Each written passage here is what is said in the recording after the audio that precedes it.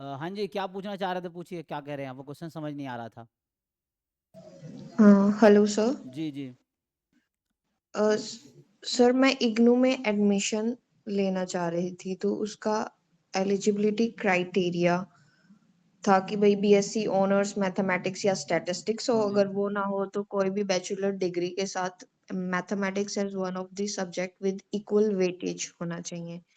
तो सर मैंने BSc physics honours कर रखी है हम्म। और उसमें मैंने मैथमेटिकल फिजिक्स पढ़ा है, जिसके अंदर मैथ्स ही पढ़ा है मैंने, और हम्म। जो ऑप्शनल सब्जेक्ट होता है उसमें भी मैंने मैथ्स लिया हुआ है और हम्म। वेटेज इक्वल है। तो मैं मेरा डाउट यही था कि भाई जो मैथमेटिकल फिजिक्स है क्या वो मैथ्स में काउंट होगी?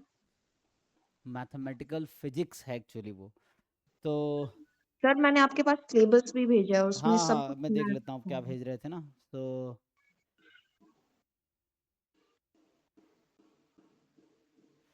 अ,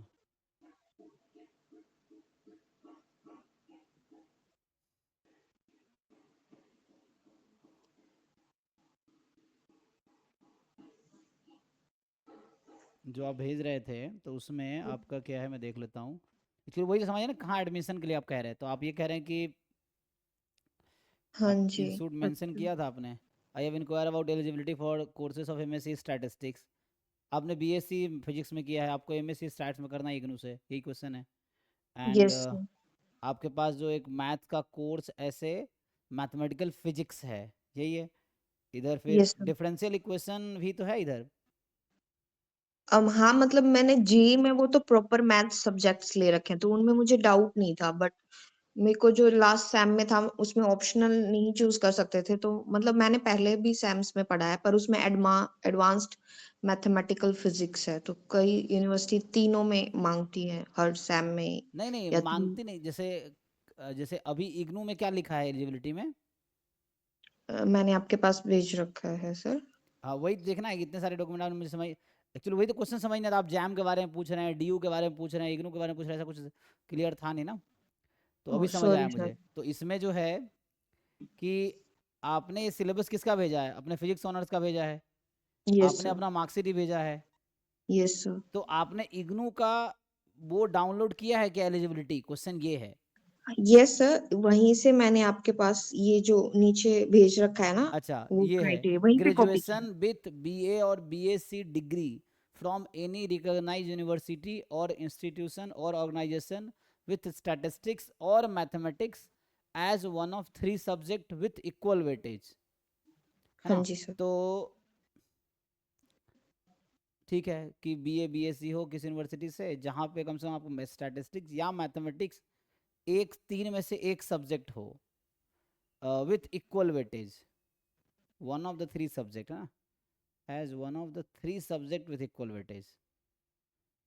तो इसको पहले समझना पड़ेगा क्या बोलना चाह रहे हैं कि स्टैटिस्टिक्स या मैथमेटिक्स एक होना चाहिए, one of the three subjects. तो तीन सब्जेक्ट, कौन से तीन सब्जेक्ट की बात कर रहा है ये? With equal weightage. I think main subjects की बात हाँ कर हाँ, रहा वो हो सकता है हूँ। कोई तीन मेन सब्जेक्ट। इग्नू का ऐसा स्ट्रक्चर होगा, बट वाई डू ये सपोज करता है कि बाकी जगह भी सेम होगा। कई जगह छः सब्जेक्ट भी होते हैं एक सेमेस्टर में। Yes sir.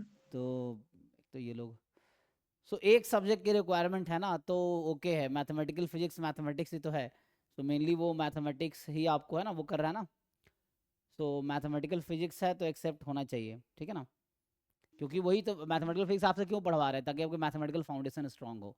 और वैसे भी मैथमेटिक्स या स्टैटिस्टिक्स कोर्स देता तो वही रिक्वायरमेंट होती कि मैथमेटिकल हो। सो मैथमेटिकल फिजिक्स काउंट होगा एज अ मैथमेटिक्स सब्जेक्ट।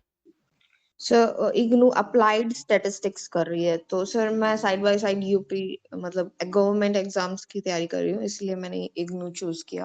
हम्म। तो सर अगर मतलब मान लो प्राइवेट सेक्टर में मैं ये डिग्री वो करूं, वैसे तो स्किल्स मैटर करती हैं पर क्या डिग्री भी मैटर करेगी इस? नहीं, बहुत ज़्यादा नहीं। मतलब जनरली एक परसेप्शन जो है वो रहता है।